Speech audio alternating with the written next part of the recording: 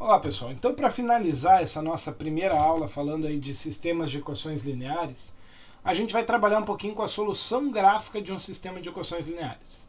Então aqui ó, em sistemas de equações lineares com duas ou três incógnitas, é possível realizar a análise da solução do sistema a partir das soluções gráficas de cada equação. Não faz sentido ver com mais do que três incógnitas e já vocês vão entender o porquê, tá? Vamos pensar primeiro num sistema com duas incógnitas. Então eu vou pegar aqui um sistema, né? Sistema que a gente já viu na aula de hoje, 2x mais y igual a 4, x mais 2y igual a 5. É aquele sistema cuja solução era 1 e 2, né? 1 vezes 2 dá 2 mais 2, 4. 1 mais 2 vezes 2 dá 5. Tá? Já sabemos a solução desse sistema, pelo menos uma delas. Não sei se tem outras, talvez não tenha. Agora a gente vai avaliar isso. Quando a gente olha para esse sistema, cada equação pode ser escrita isolando a incógnita y. E aí você vai ter esse sistema aqui, que é equivalente. Eu peguei na primeira equação, subtraí 2x, e na segunda equação eu subtraí o x e dividi todo mundo por 2. Por isso eu fiquei com menos meio x mais 2,5. Aqui faltou uma vírgula. Vou corrigir isso aqui também. Vou mandar para vocês os slides já corrigidos, tá? Lembrando do estudo de funções afim, lembra disso? Você estudou lá funções afim lá no primeiro módulo do curso. Toda equação na forma y igual a x mais b é uma função afim. E no plano cartesiano ele forma uma reta. Logo, analisando cada equação, o que nós temos? A primeira equação é uma reta. É uma reta decrescente, coeficiente angular menos 2, coeficiente linear 4. Está aqui. Decrescente, coeficiente linear 4, que é onde ela corta o eixo y.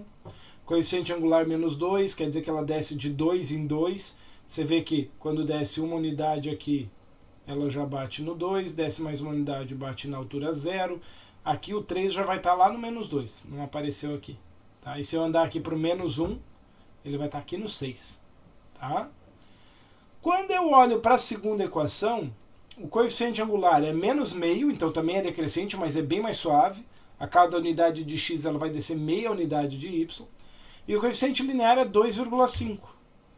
Então eu vejo aqui ó, o coeficiente linear 2,5. E a cada unidade de x desce meia unidade. Então aqui para o x igual a 2 ele vai estar no 1,5. Para o x igual a 3 ele vai estar no 1. E assim por diante. Tá ok? Essas duas equações formam essas duas retas. Perdão. Essas duas equações formam essas duas retas. O que acontece se eu pegar essa reta vermelha, arrastar e desenhar ela junto com a azul no mesmo plano cartesiano? As retas vão se cruzar. E sabe em qual ponto que elas vão se cruzar aqui? Exatamente no par ordenado, que é a solução. O ponto 1 para x, 2 para y. Ou seja, um sistema com duas incógnitas e duas equações é sempre um sistema que vai representar retas no plano cartesiano. Plano cartesiano porque ele vai ter dois eixos aqui, ó, né, que são justamente as variáveis x e y. A reta é a imagem da equação naquele plano cartesiano x e y.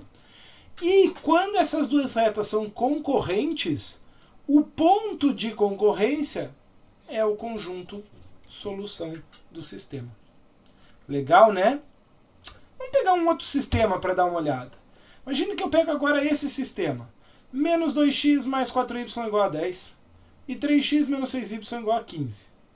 Se eu isolar o y nas duas equações, novamente fazendo o mesmo processo, nota que aqui eu vou somar o 2, então ficaria 2x mais 10, e dividir por 4. 2 dividido por 4 dá meio, e 10 dividido por 4, 2,5. Quando eu faço a mesma coisa aqui, eu vou subtrair o 3x, mas depois eu vou dividir por menos 6, então vai mudar o sinal.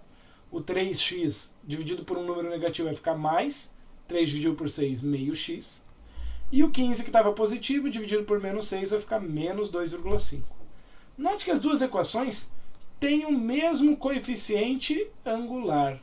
Conclusão, elas têm a mesma inclinação em relação ao eixo x. Isso quer dizer que elas sobem, crescem, que elas são positivas aqui, né? Elas crescem na mesma taxa de crescimento. Só que uma corta o eixo y no ponto 2,5 e a outra no menos 2,5. Como é que são essas retas? Retas paralelas. Elas são paralelas. Uma passa aqui no 2,5, a outra aqui no menos 2,5. Quando que elas se encontram? Nunca.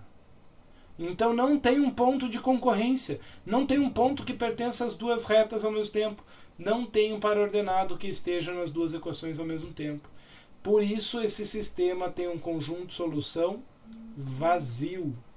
Vazio porque não tem um par ordenado que consiga resolver as duas equações simultaneamente. Entendeu? Antes eu tinha duas retas concorrentes e eu tinha um ponto de concorrência, aquele ponto era a solução do sistema. Agora eu tenho retas paralelas distintas. Elas não têm nada em comum. Conclusão, a solução é um conjunto vazio. Né? E se eu pegar esse terceiro sistema? 3x mais 2y igual a 5. 6x mais 4y igual a 10. Eu até fiz aqui isolando a incógnita y. Mas aí você olha com detalhe e vê que chega na mesma equação. Y igual a menos 1,5x mais 2,5 e y igual a menos 1,5x mais 2,5. A primeira eu chamei de reta R, a segunda eu chamei de reta S. Nota que, na verdade, se eu pegar a primeira equação e multiplicar por 2, eu chego na segunda equação. Ou seja, são equações equivalentes. Conclusão, a hora que eu jogar isso no gráfico, não vai dar duas retas distintas, mas duas retas coincidentes. R coincidente a S. E duas retas coincidentes têm todos os seus pontos em comum. Então, se eu pegar um ponto qualquer da reta, ele pertence à solução. Por isso, essa solução tem infinitos pares ordenados. Todos eles com esse formato aqui, ó.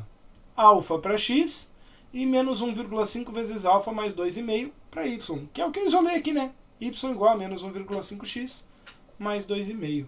Então eu troquei o x por alfa, o y vai ser isso aqui, resultado dessa operação, para todos os valores reais de alfa. Então quando o x for 0, o y é 2,5, ok? Quando o x for 1, o y vai ser 1, né? Porque menos 1,5 mais 2,5 vai dar 1, então ele passa aqui nesse ponto 1 e 1. Quando o x for menos 1, aí vai ficar 1,5 mais 2,5, o y vai dar 4. Eu tenho infinitos pontos no meu conjunto de solução.